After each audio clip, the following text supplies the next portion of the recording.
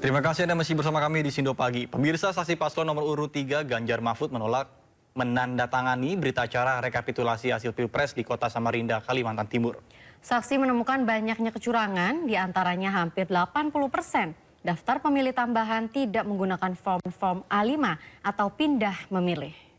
Luar biasa, yang pertama paling lambat.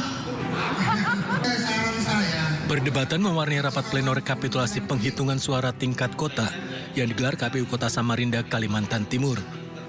Usai rapat pleno, saksi dari paslon nomor 3 Ganjar Mahfud menolak mendatangani berita acara hasil rekapitulasi Pilpres.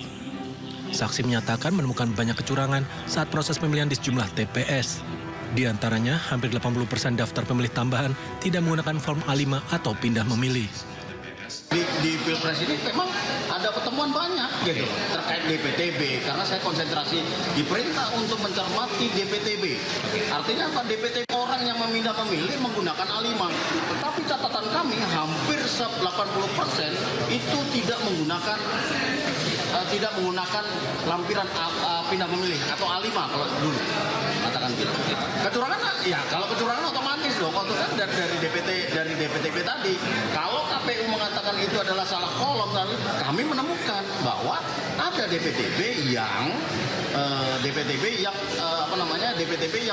tidak benar anunya. Namun Ketua KPU Kota Samarinda menegaskan penolakan tersebut tidak menggugurkan hasil rekapitulasi Pilpres di Kota Samarinda.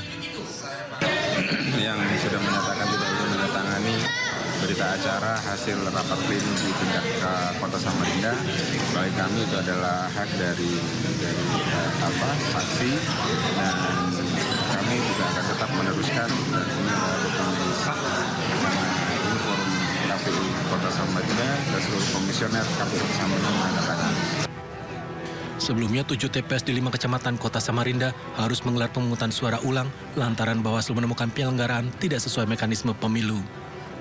Dari Samarinda, Kalimantan Timur, Ardi Wirya melaporkan.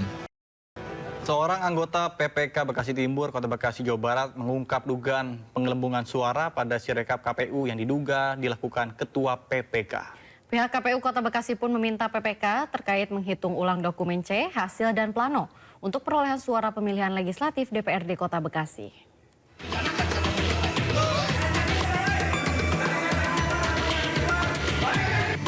Anggota PPK Bekasi Timur, Gregi Thomas, mengungkap dugaan penggelembungan suara pemilihan DPRD Kota Bekasi melalui Sirekap KPU yang dilakukan Ketua PPK Bekasi Timur, Muhammad Lukman, di hadapan Ketua KPU Kota Bekasi dan Caleg Kota Bekasi. Bahkan Gregi tidak kuat menahan tangis saat mengungkap kebobrokan Ketua PPK. Pada awalnya proses rekapitulasi suara DPRD Kota Bekasi yang dilakukan anggota PPK berjalan lancar. Para saksi pun mengikuti dan sesuai hasil catatannya saat pelaksanaan pleno. Namun 2 hari kemudian, Ketua PPK tidak ada di tempat dan tidak masuk dengan alasan sakit, sementara data pada Sirekap terjadi ketidaksinkronan. Terlebih saat itu juga muncul perintah Ketua PPK untuk menghentikan proses rekapitulasi pada hari Jumat pekan lalu. Aplikasi itu bisa melakukan yang namanya scoring. Scoring itu adalah fitur untuk melakukan penghentian ketika memang pelaksanaan pleno ini sudah selesai. Ya, dan pun penghentian itu dan pembukaan itu bisa dilakukan kapanpun oleh yang pemegang akun utama ini. Gitu. Berikut juga dengan izin pengeditan, perbaikan ketika tanpa diskors, ya, khususnya aplikasi admin ini, itu bisa dilakukan kapanpun, jam berapapun, dimanapun. KPU Kota Bekasi sudah mengeluarkan surat perintah untuk melakukan rekapitulasi ulang agar pelaksanaannya dapat bisa berjalan transparan dan hasilnya bisa dipertanggungjawabkan, jangan sampai merugikan salah satu peserta pemilu itu. Dugaan penggelembungan suara melalui sistem Sirekap diduga bukan hanya dilakukan di PPK Kecamatan Bekasi Timur. Tidak menutup kemungkinan hal yang sama juga dilakukan PPK di kecamatan lain. Dari Bekasi, Jawa Barat, Rahmat Hidayat, iNews melaporkan. Pemirsa, dugaan penggelembungan suara di Kabupaten Gunung Kidul, Yogyakarta juga terungkap dan beredar luas di media sosial. Dalam kasus ini, perolehan suara salah satu partai pada Sirekap KPU tercatat lebih tinggi dibanding foto dokumen C hasil.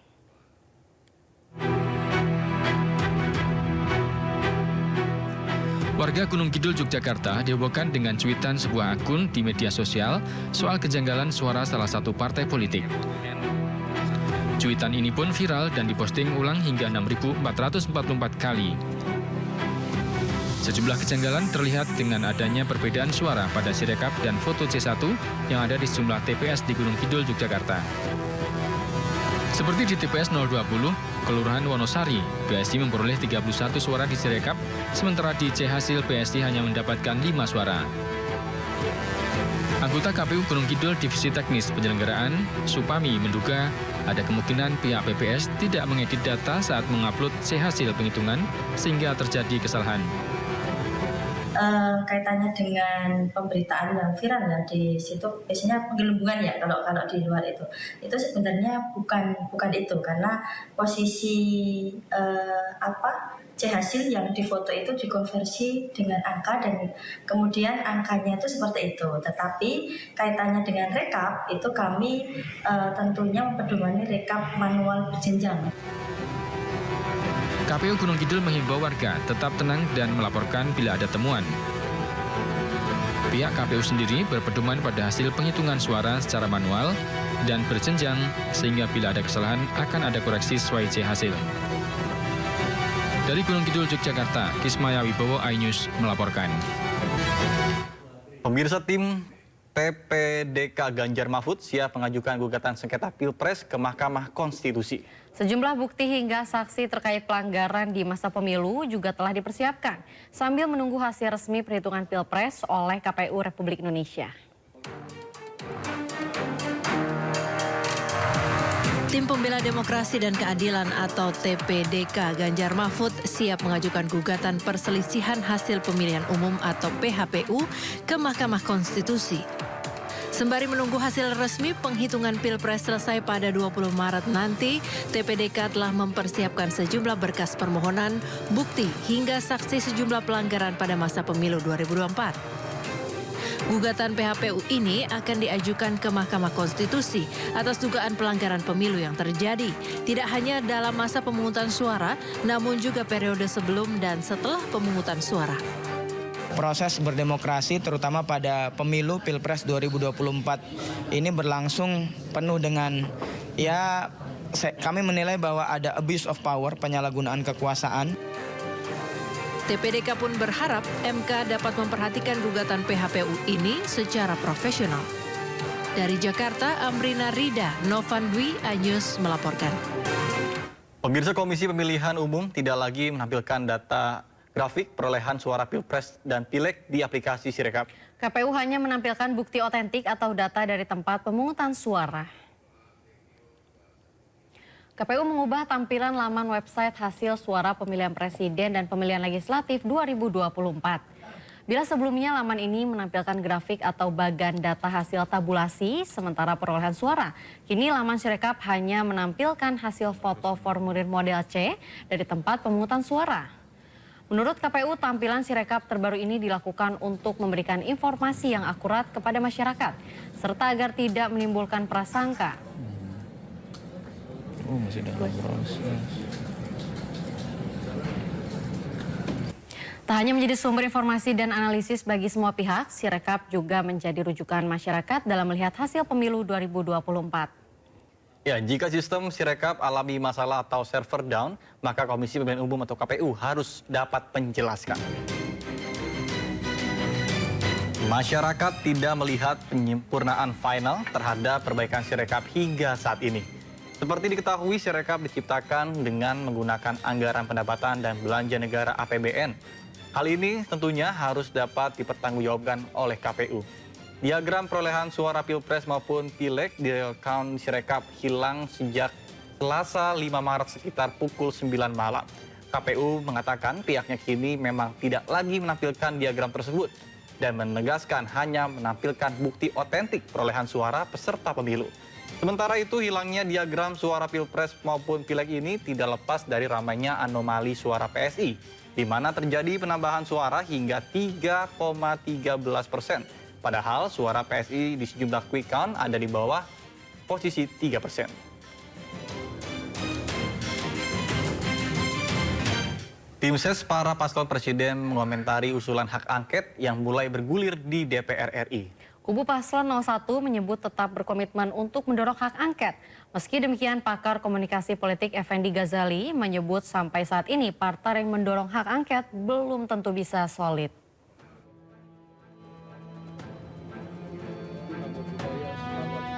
Usulan hak angket yang mulai bergulir di DPR RI dalam rapat paripurna Selasa pagi mulai mendapatkan perhatian publik.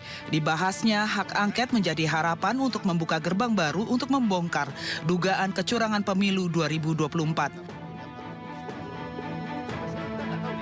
Meski demikian, keabsenan setengah anggota DPR dalam rapat paripurna tersebut, termasuk Ketua DPR RI Puan Maharani, menimbulkan pertanyaan tentang keseriusan fraksi parlemen pendukung angket untuk menggolkan narasi hak angket ke tahap selanjutnya. Sampai sekarang kita nggak tahu deh ya, siapa yang betul-betul mau menjadi setir dari hak angket ini. Barangkali itu maksudnya dari Gerindra. Apakah yang nyetirnya itu betul-betul Ibu Megawati atau Surya Paloh atau siapa, kan belum jelas nih yang nyetir siapa. Lalu siapa yang naik ke atasnya gitu. Tapi kalau prediksi Anda jalan nggak hak angket? Agak sulit, terutama karena ada BTS. Apa itu? BTS ini hati-hati loh ya, jangan dikait-kaitkan dengan kasus, bukan. BTS ini belum tentu solid. Juru bicara Timnas Amin Syahganda Nainggolan menekankan komitmen kubu paslon 01 untuk tetap mendorong hak angket. Meskipun tanpa restu dari Megawati Soekarno Putri sebagai kubu awal pencetus pengguna angket DPR RI. Tim Amin sudah jelas bahwa mereka komit pada hak angket. Jadi hak angket ini kan merupakan hak partai politik yang dijamin oleh undang-undang. Tiga-tiganya tuh ya, Nasdem, PKB, iya, PKS. Ya, so far itu nggak ada masalah. Mereka komit dan bahkan mungkin dari pihak Nasdem hari ini sudah mengeluarkan statement dia akan jalan tanpa menunggu lagi restu Bu Mega atau quote and quote restu Bu Mega ya. Selama ini menunggu karena ide itu berasal dari Ganjar Pranowo. Bersambut komitmen hak angket kembali didorong oleh kubu paslon 03 Ganjar Mahfud menyebut bahwa angket adalah bagian dari demokrasi yang harus digunakan untuk menjawab berbagai pertanyaan sesuai dengan fakta. Dan hak angket ini adalah kanal dalam dunia demokrasi kita yang harus dipergunakan untuk menjawab berbagai pertanyaan, dan mereka juga berhak untuk menjawab itu sesuai data dan fakta. Kalau kemudian ada beberapa bagian dari masyarakat yang justru tidak menggunakan hak-hak konstitusi ketika mengajukan pertanyaan, misalnya bertindak anarkis misalnya, nah itu yang salah dalam dunia demokrasi. Nggak boleh itu. Nggak boleh. Betul. Okay.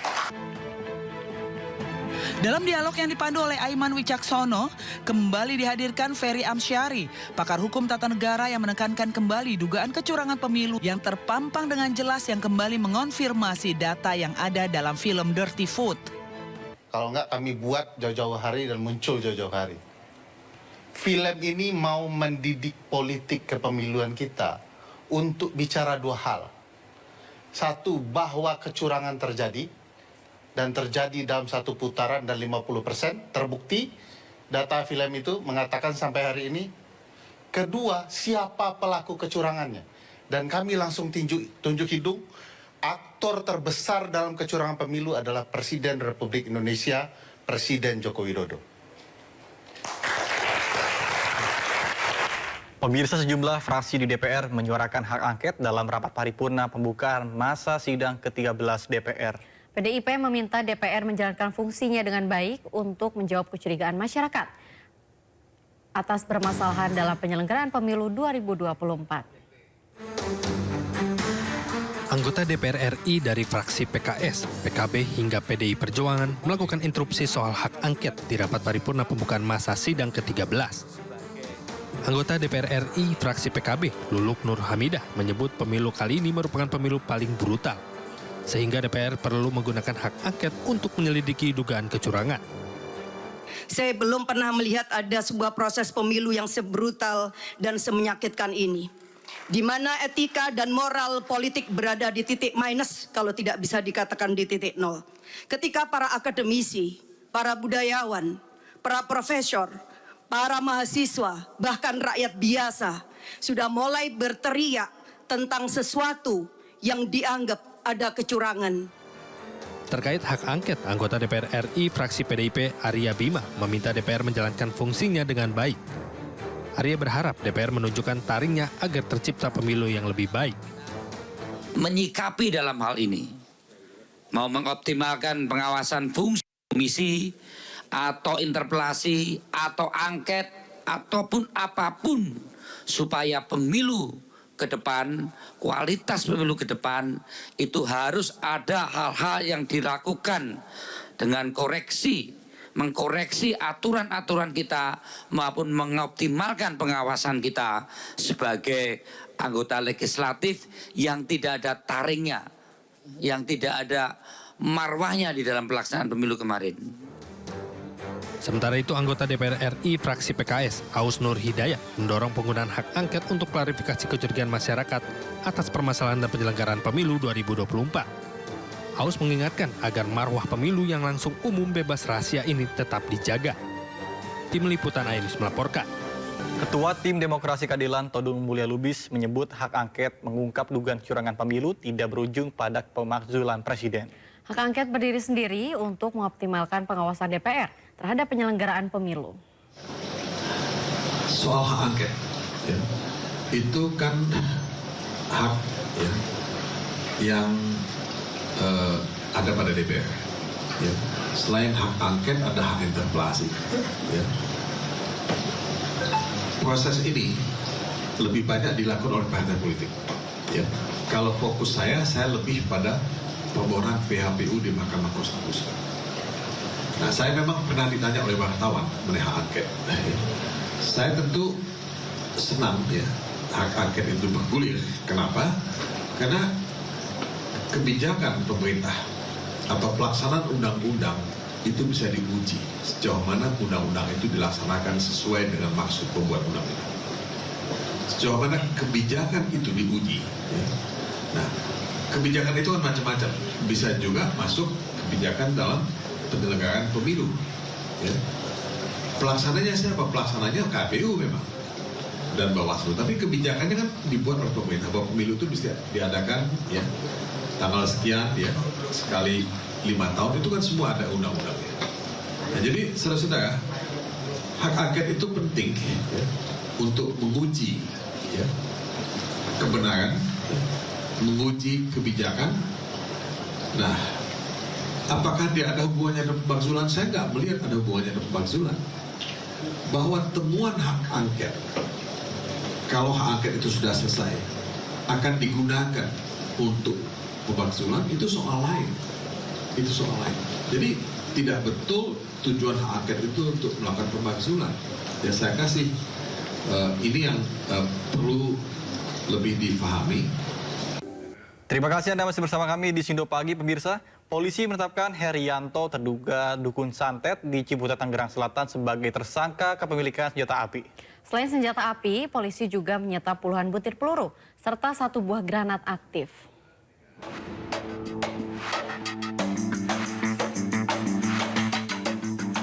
Inilah rumah Herianto, seorang pria berusia 67 tahun yang diduga merupakan dukun santet di Ciputat, Tangerang Selatan, Banten. Rumah Herianto digerebek pada Senin, 4 Maret lalu, usai mendapat informasi dari salah satu warga yang menemukan foto dirinya tertusuk jarum dalam salah satu ruangan di dalam rumah. Saat melakukan penggerebekan, warga juga menemukan sejumlah foto tetangga Herianto, foto prajurit TNI, hingga pejabat Tangerang Selatan dalam kondisi yang sama. Tidak hanya itu, 2 pucuk senjata api, 1 buah granat, serta puluhan butir peluru juga ditemukan warga dalam rumah Herianto. Usai penggerebekan oleh warga, tim Gegana Polda Metro Jaya melakukan penyisiran. Hasilnya, selain foto warga yang ditusuk jarum, polisi menemukan 2 senjata api jenis revolver dan defender, 2 buah magasin, 6 butir peluru revolver, 2 dus peluru kaliber 6,35 mm berisi 18 butir, 2 dus peluru kaliber 7 mm berisi 41 butir, 2 dus peluru kaliber 9 mm berisi 19 dan 25 butir, serta 1 buah granat nanas aktif. Jadi tindak pidana kedapatan memiliki atau menyimpan senjata api tanpa izin. Awal mula kejadian berdasarkan informasi dari warga atau masyarakat bahwa ada seseorang laki-laki yang diduga paranormal atau dukun. Dengan informasi tersebut, rumah terduga dukun digerebek oleh warga. Lalu piket Polsek Ciptim dipimpin oleh Pawas melaksanakan cek TKP. Kemudian di tempat kejadian berhasil diamankan seorang laki-laki dan barang bukti berupa satu pucuk senjata api jenis revolver beserta beberapa butir peluru. Sementara itu, pelaku saat ini telah diamankan dan menjalani pemeriksaan di Mapolsek Ciputat Timur untuk penyelidikan lebih lanjut. Pemirsa, Gus Samsudin, YouTuber yang membuat video ajaran sesat tukar pasangan ternyata meraup ratusan juta rupiah per bulan dari konten video yang dibuat. Samsudin rutin mengunggah video mistis dan kontroversial ke kanal YouTube yang ia kelola bersama timnya. Samsudin, pembuat video konten ajaran sesat tukar pasangan, masih diperiksa di Mapolda Jawa Timur. Hasil pemeriksaan polisi menemukan bahwa Samsudin meraup uang hingga ratusan juta rupiah per bulan dari video-video yang ia unggah ke kanal YouTube. Selama ini Samsudin dan timnya kerap mengunggah video mistis dan kontroversial. Mirisnya, video-video tersebut justru dilihat banyak orang, hingga membuat iklan berdatangan dan membuat pendapatan Samsudin bertambah banyak. Salah satu video kontroversial yang ia unggah adalah video berisi ceramah seseorang yang memperbolehkan tukar pasangan meski telah menikah. YouTube itu sendiri dapat berapa selama itu? 100 juta per bulan. Atau secara keseluruhan? Keseluruhan, jadi keseluruhan daripada kontennya Saudara Samsudin itu satu bulannya mendapatkan perolehan 100. Yang tertinggi yang terbaru ini ya? Iya, betul. Berarti yang tertinggi yang terbaru ini karena memang ini menjadi polemik sehingga banyak orang yang melihat di situ. Akibat video yang diunggahnya meresahkan masyarakat, Samsudin harus berurusan dengan hukum. Ia dan 2 orang temannya ditetapkan sebagai tersangka dan dijerat dengan Undang-Undang ITE dan terancam pidana 6 tahun penjara. Polisi juga akan menjerat Samsudin dengan pasal penistaan agama. Dari Surabaya, Jawa Timur, Rahmat Ilyasan, iNews melaporkan. Pemirsa, tim khusus tindak pidana korupsi Kejaksaan Negeri Kendari, Sulawesi Tenggara menggeledah 3 ruangan kantor dinas ESDM setempat. Penggeledahan terkait dugaan korupsi pembangunan gedung dinas SDM senilai 7,5 miliar rupiah yang menggunakan dana APBD.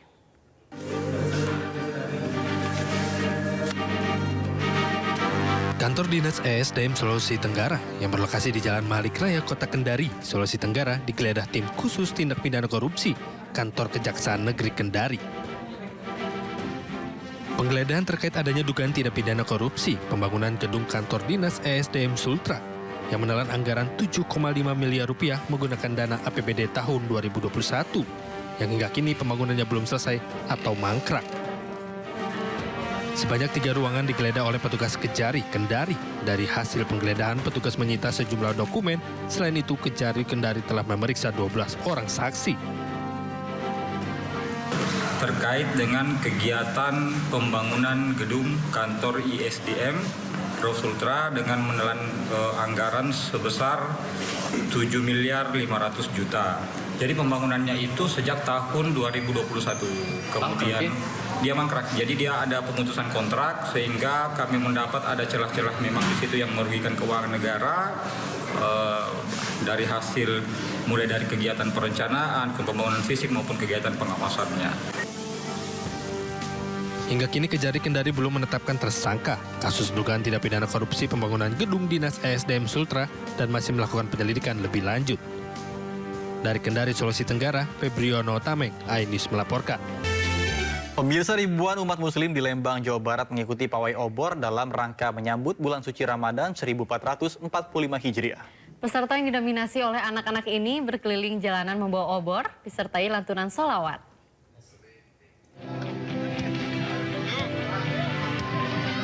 Seperti inilah kemeriahan warga saat mengikuti pawai obor dalam rangka menyambut bulan suci Ramadan 1445 Hijriah di kawasan Lembang, Kabupaten Bandung Barat, Jawa Barat. Sambil memegang obor, peserta yang didominasi oleh anak-anak ini antusias berkeliling jalan Lembang sambil melantunkan salawat Nabi.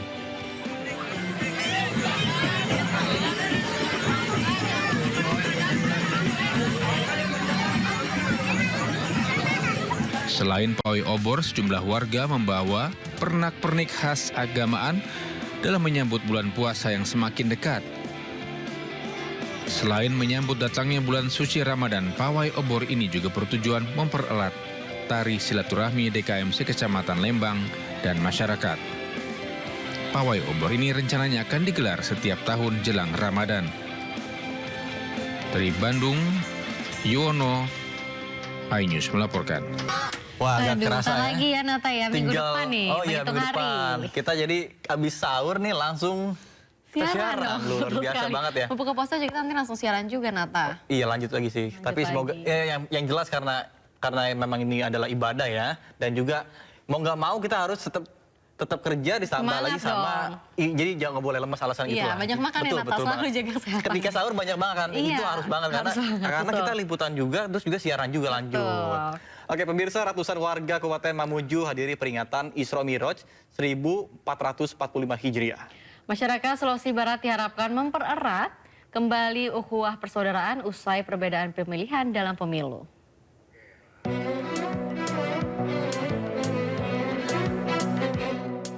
Meski hujan deras, warga antusias menghadiri peringatan Isra Mi'raj Nabi besar Muhammad SAW di lapangan Tribrata, Polda Sulawesi Barat. Bertemakan hikmah Isra Mi'raj menanamkan modal guna mewujudkan polri presisi dalam mengawal pemilu damai dan kondusif. Peringatan ini sekaligus menyambut bulan suci Ramadan dan mengajak masyarakat kembali mempererat hubungan dengan menjaga ukhuwah persaudaraan setelah adanya perbedaan pilihan pemilu. Selain mendekatkan polisi kepada umat, juga wujud pengayoman masyarakat, pengayoman polisi, pengabdian masyarakat ke polisi kepada masyarakat. Kapolda Sulawesi Barat menambahkan agar apapun hasil pemilu, jangan mudah terprovokasi dan memecah belah bangsa. Dengan sebentar lagi juga kita dalam menyambut Ramadan ini tentunya kita bersama-sama untuk menjaga silaturahmi kita sama masyarakat Sulbar supaya tetap menjaga aman, tertib, kondusif supaya kita nantinya ke depan lebih baik dari sebelum-sebelumnya. Itu yang saya harapkan. Dari kegiatan ini juga diharapkan personil dan ASN di lingkup Polda Sulawesi Barat dapat menguatkan soliditas guna mewujudkan polri yang presisi. Dari Mamuju, Sulawesi Barat, Andika Habda, iNews melaporkan.